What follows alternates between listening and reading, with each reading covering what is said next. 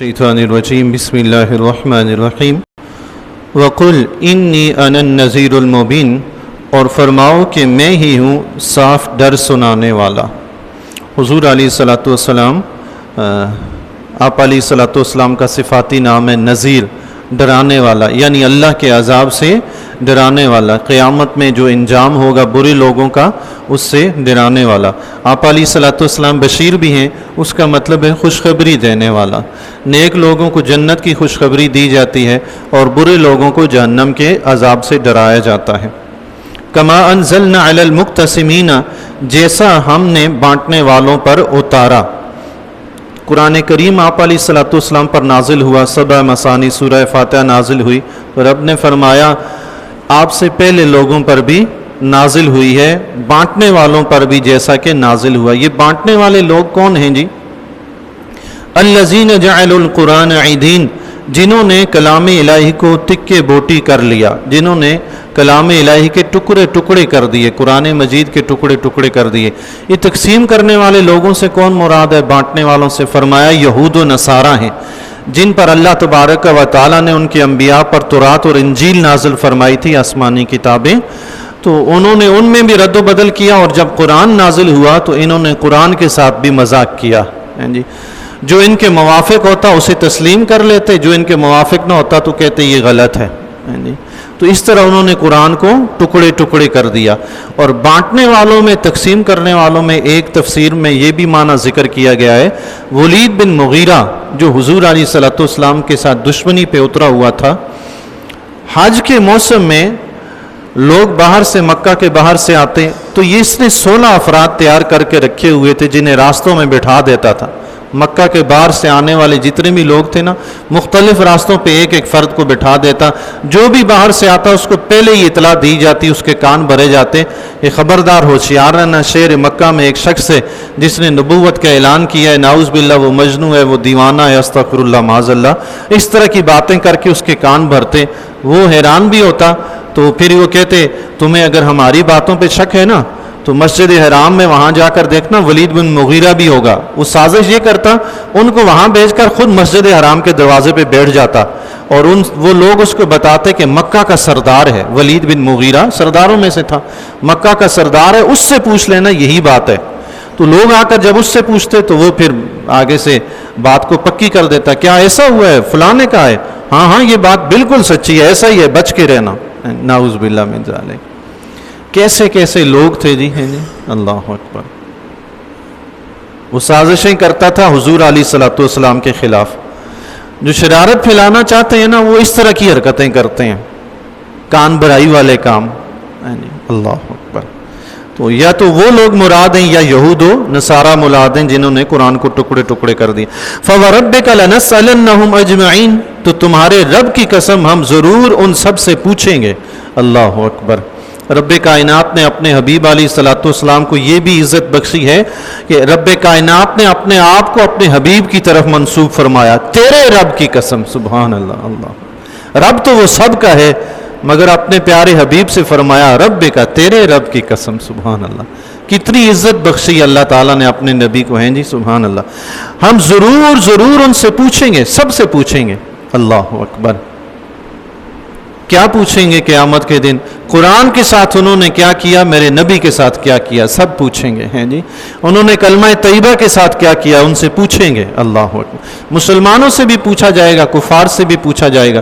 حدیث شریف میں آتا ہے، آقا علیہ الصلوۃ والسلام نے ارشاد فرمایا، من قال لا الہ الا اللہ دخل الجنہ، جس نے لا الہ الا اللہ پڑھا وہ جنت میں داخل ہوگا، سبحان اللہ۔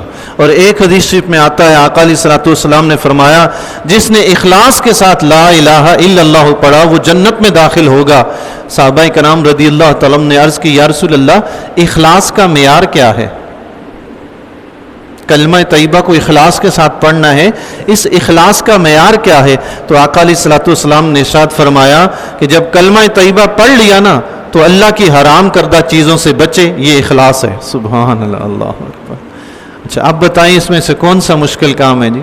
جو اللہ نے حرام کیا ہے اس سے بچنا ہے، کلمہ طیبہ میں اخلاص آ جائے گا، سبحان اللہ اکبر۔ ایک اور روایت میں آتا ہے، حضور علیہ الصلوۃ والسلام نے ارشاد فرمایا، میرے رب نے مجھ سے عہد کیا ہے کہ وہ میری امت کے ہر اس شخص کو جنت میں داخل کرے گا جو بھی لا الہ الا اللہ لے کر میرے پاس آئے گا اور اس نے اس کے ساتھ کسی چیز کو ملایا ہوا نہیں ہوگا۔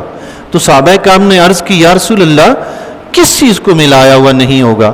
حضور علیہ الصلوۃ والسلام نے فرمایا دنیا کی حرص کو، دنیا کی خاطر جمع کرنا، دنیا کی خاطر منع کرنا۔ اللہ کلمہ طیبہ پڑھ لیا، مسلمان ہے، آخرت پر اس کو اب یقین بھی ہے، پھر بھی یہ حال ہے کہ دنیا پہ یوں مرے جا رہا ہے، جو کچھ جمع کر رہا ہے میرے پاس آئے، اور جب کوئی غریب مدد کے لیے پکارتا ہے تو دیتا ہی نہیں ہے، کس لیے کہ میرے پاس کم ہو جائے گا۔ جمع کر رہا ہے کہ میں سب سے امیر ہو جاؤں، اور جب دینے کی باری آتی ہے تو دیتا ہی نہیں کہ کم ہو جائے گا، کنجوس بھی ہے، بخیل بھی ہے۔ اللہ پتہ چلا مومن کو ایسا نہیں ہونا چاہیے، ضرورت کے لیے جمع کرے لیکن جب دینے کا وقت آئے تو رب کے راستے میں دل کھول کر دے بھی۔ اللہ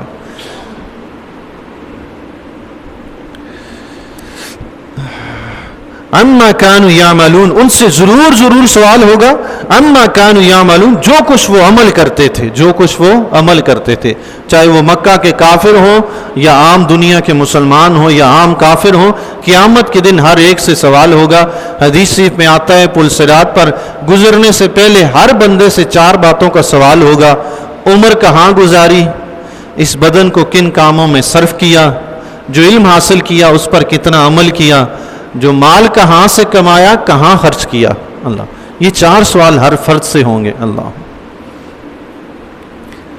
دنیا میں مال جتنا ہلکا ہوگا قیامت کے دن حساب اتنا ہلکا ہوگا۔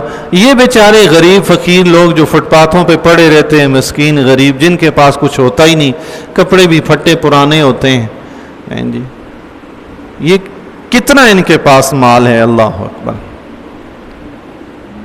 سبحان تیری قدرت میرے مولا۔ فَاصْدَعْ بِمَا تُؤْمَرْ وَعَارِضْ عَنِ الْمُشْرِكِينَ، تو اعلانیہ کہہ دو جس بات کا تمہیں حکم ہے۔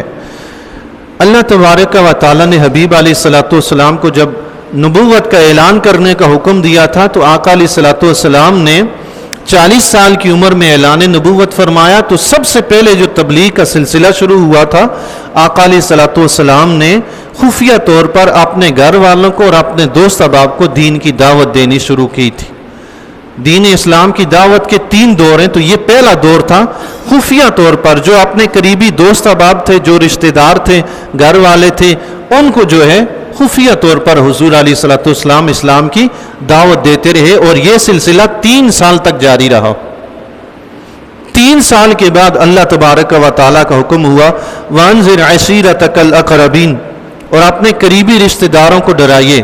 تو اب آقا علیہ الصلوۃ والسلام نے کوہ صفا کی پہاڑی پر چڑھ کر قریش مکہ کو بلایا اعلان کر کے، تو جب قریش وہاں پہ جمع ہوئے تو حضور علیہ الصلوۃ والسلام نے ان کو اسلام کی دعوت پیش فرمائی۔ یہ دوسرا دور تھا۔